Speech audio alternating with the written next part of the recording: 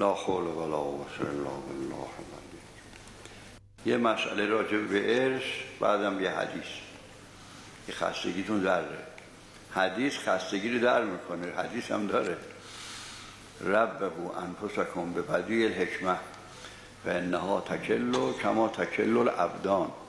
یعنی خستگی روحتون رو، همونطور که بدن خسته میشه میرید استراحت میکنید، یه کاری میکنید بدنتون خستگیش در میره، روحتون هم گاهی خسته میشه. خستگی روحتون رو به چی؟ به احادیث ما، به احادیث اهل بیت که خیلی کم گفته میشه. قدیم حدیث زیاد بوده ولی الان حدیث کم شده، خیلی حدیث غریب شده. اهل بیت ما دستور دادن که احادیث ما رو برای مردم بگید، دستور دادن. فرمودن لو علم الناس محاسن کلامنا لاتبعونا. اگر مردم کلمات ما رو بشنون پیروی ما رو میکنن، پیروی میکنن ما رو. کلمات اهل بیت زیاد باید منتشر بشه، تفسیر گفته میشه، تاریخ گفته میشه، فلسفه، عرفان، همه چی گفته میشه. اما این حدیث غریبه. حدیث حالا خیلی غریبه حدیث. ما روزی یه حدیث عرض میکنیم، شبام حدیث میگیم، سر غالبا کار ما حدیث.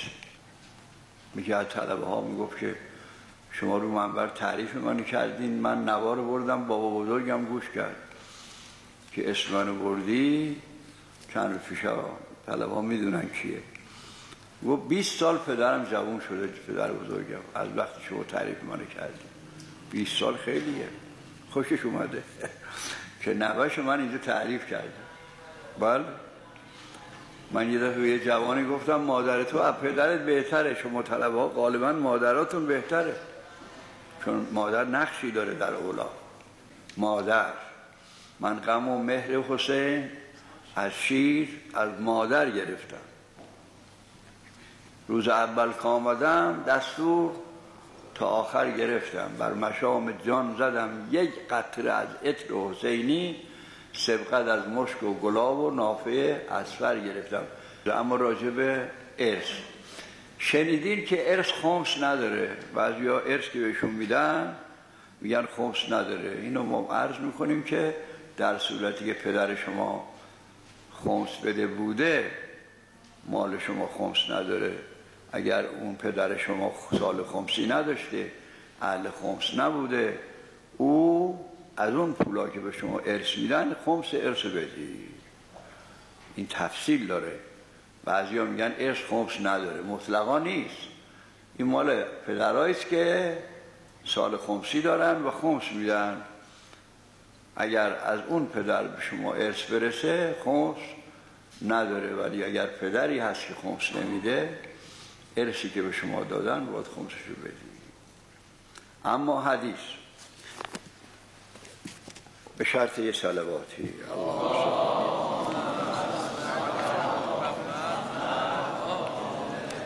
حدیث در جلد 12 مستدرک الوسائل حاج موسی نوری. حدیث اونجاست که خدای عزوجل به حضرت موسی علیه السلام فرمودن هل عملت لی عملا قط؟ تا حالا کاری کردی عملی بر من؟ بعد دور عمرت یه عملی که برای من باشه کردی؟ قال الهی صلیت لک. ارشد خدایا نماز خوندم، نماز خوندم برای تو. و صمت لک، روزم گرفتم برات. و تصدقت، صدقم دادم. و ذکرت که کثیرا، زیادم یاد تو کردم. اینا رو گفت. حالا خدا چی فرمود؟ خدا فرمودن که اینا که کردی همش واسه خودت کردی، برای من چیکار کردی؟ قال الله تبارک و تعالی اما الصلاة فلک برهان. نماز خوندی، برهان ظاهرا به معنی دلیل و راهنماست. نماز خوندی دلیلته، راه رو نشون میده به بهشت، میگه از این ور برو بهشت. برهانه، برهان میگن فلانی مطلبش با برهان بود، یعنی با دلیل بود. دلیل هم این راهنما. نماز راهنمای بهشته. روزم گرفتی اونم جنه، روزم گرفتی اونم برای خودت بوده. جنه یعنی سفر، جنه، جنه، جنه، سه تا لغتن که براتون بگم. سه تا لغتن، یکیش جنه، یکی جنه، یکی جنه. جنه به معنی سفره. سفر میدونید چیه؟ تو موزه های قدیمی اگه برین اون سفرها هنو هم.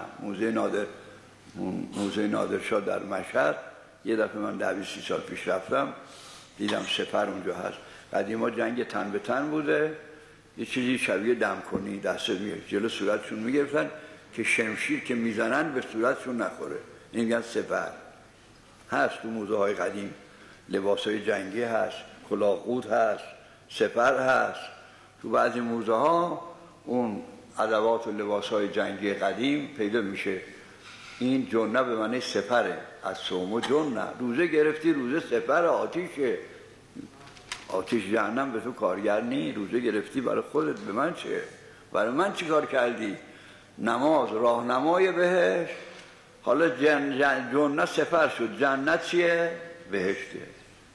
بله؟ جنه به معنی بهشت. جنه چیه؟ جن، اجنه. من الجنت و الناس.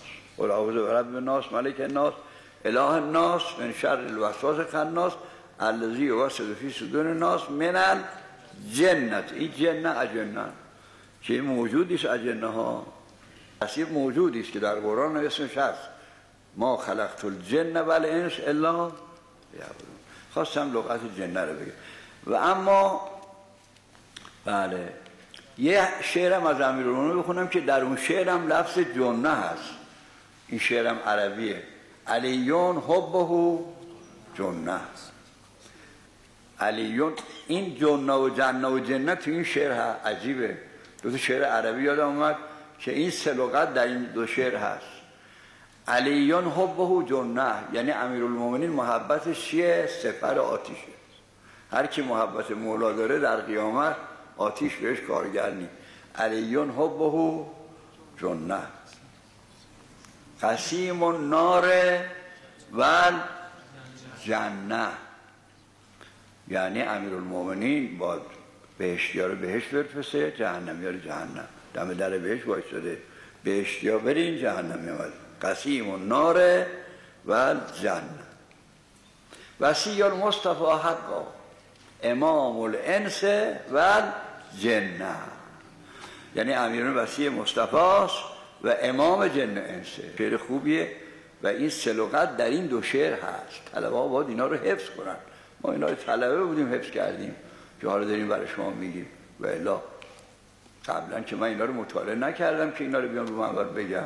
اینا همه در محفوظات من هی میاد تو ذهنم.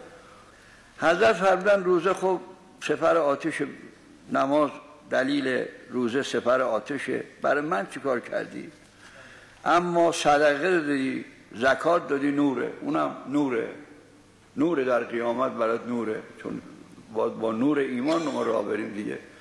یوم تری المؤمنین و المؤمنات تسعی نورهم بین ایدیهم. آیه داره که روز قیامت افراد جلوشون نور، با نور حرکت میکنن، با نور خودشون. خب شما زکات دادی، صدقه دادی، اون نور میشه، جلو پاتو میبینی میری بهشت. منافقین از عقب میان به شما میگن که بله، اونا میگن که یه خورده باشین که ما هم از نور شما استفاده کنیم. بله، میگن که برگردین به دنیا، نور از اونجا باید بیارین، اینجا جای نور نیست. بله، قیل ارجعوا وراءکم فالتمسوا نورا. مؤمنین به اون منافقینی که عقب سرن اونا التماس میکنن یه قدری آهسته برین که ما از نور شما، چراغ شما استفاده کنیم. اینا میگن چی؟ مؤمنین قیل ارجعوا وراءکم فالتمسوا نورا، یعنی برگردین به دنیا، از اونجا نور تحصیل کنید، اینجا جای نور نیست. اینا آیه قرآنه. خب اما ذکر گفتی، ذکر و کف لی قصورون، یاد من کردی، قصرها در بهشت بهت قصر میدن. برای من چی کار کردی؟ اینا همش مال خودته. نماز برای خودت خوندی، روزم برای خودت، جیب پولش تو جیب خودت میره، تو جیب ما چیزی نمیره. نماز و روزه و صدقه و ذکر همش مال خودت. خدا فرمود به موسی ایو عمل عملت لی، چه عملی برای من کردی؟ قال موسی دلنی علی العمل الذی هو لک، خدایا اون عملی که مال توست به من راهنمایی کن، دلالت کن، من بفهمم که اون عملی که برای توست چیه، من همونو بکنم. دو روایت اینجا هست، یکیش حالا میخونم، یکیشم از خارج روایت دیدم که خدا میفرماد آیا گرسنه‌ای رم سیر کردی؟ اون عملی که مال منه اونه. گوش خریدی در خونه فقرا بدی 1 کیلو 1 کیلو 1 کیلو 1 کیلو 1 کیلو، بعضیا میکنن این کارو، گوش میگیرن در خونه کسانی که بی‌وضاحتن میگن این عمل اینه. آیا از این کارام کردی با این ثروتی که داشتی؟ هل عملت لی و عمل بر من، خدای راهنمایی کن بر عملی که مال توست. خدا میفرمان آیا گرسنه‌ای رو سیر کردی؟ آیا موقعی که اول سال برای مدارس برای بی‌وضاحت‌ها جشن چی میگیرن؟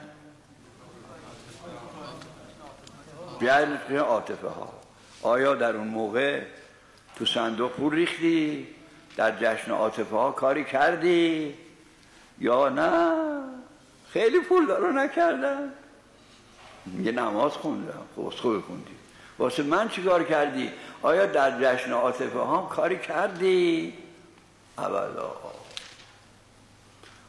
خدا اینا به حضرت موسی میگه برای اینکه ماها یاد بگیریم. به در میگن که دیوار گوش کنه، ولی حضرت موسی که کرده این کارا رو. اینا رو میگن که ماها یاد بگیریم. عمل خالص اونی که برای خداست اینی که شکمی رو سیر کنی. آیا عریانی رو لباس دادی؟ زمستون تو کوچه برف می اومد، یه نفر مثل بیت می لرزید، آیا یه پیرنکشی کت شلوار خریدی ترین کنی؟ قدیما می خریدن پیرنکش، می خریدن می دادن فقرا. آیا عریانی رو لباس دادی؟ اینا عمل مال منه. اما حالا اینجا یه جوری دیگه داره، اون یه روایت دیگه است. اینجا نوشته خدا فرمودن که اون عملی که مال منه اینه: هل والیت لی ولیا قطو و هل آدیت لی عدوا قطو، آیا ولی دوستی از دوستان ما رو با او دوستی کردی؟ دشمنی از دشمنان ما رو با او دشمنی کردی؟ اینجا حضرت موسی فهمید که افضل اعمال چیه؟ حب فی الله و بغض فی الله، که انسان باید برای خدا دوست داشته باشه افرادو. پسر تو اگر خوبه باید دوست داشته باشی و اگه بده نباید دوستش داشته باشی. پسر نماز نمیخونه، پسر تقوا نداره، نباید دوستش داشته، نباید خوش بش کنی باهاش، باید دشمنی کنی باهاش. و غریبه که با تقواست باید با او دوستی کنی. اون عملی که مال منه اینه: حب فی الله و بغض. افراد رو انسان برای خدا دوست داشته باشه و افراد رو برای خدا دشمن داشته باشه. و الا اگه بنا بشه که من با پسرم دوستش داشته باشم ولی جوانای متدین رو دوستش ندارم، این نمیشه. حتی حدیث داره لا یؤمنون، ایمان نداری حتی اینکه به اهل معصیت برخورد که میکنید صورتتون عبوس بکنید. من گاهی رد میشم با ماشین که میریم، از این جوانایی که کیساشون رو بافتن پشت و اینا یا قیافه هاشون مثل دخترها درست کردن داره میبینم، یه مثلا یه جوری همچین میکنم، حرفی گاهی نمیزنم که بفهمه من بعدم موردش به نگاهی میکنم میفهمه، چپ چپ باید نگاه کنی که بفهمه آخه این بعده چی.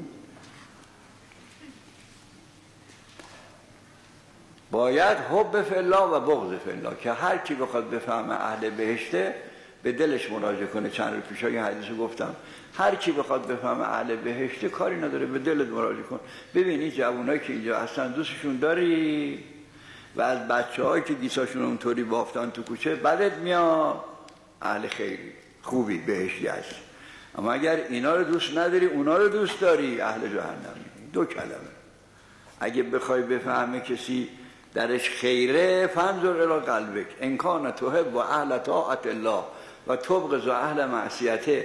اگر اهل طاعت دوست داری و اهل معصیت رو دوست نداری ففیک خیر، در تو خیره. و اگه به عکس تحب و اهل معصیت الله، اینایی که گناه میکنن دوستشون داری، اما تبغض اهل طاعت الله، یه اهل علم نورانی میبینی چپ چپ نگاه میکنی. خدای توفیق بده که ما برای خدا افراد رو دوست داشته باشیم و برای خدا افراد رو دشمن بداریم. و صلی الله علیه و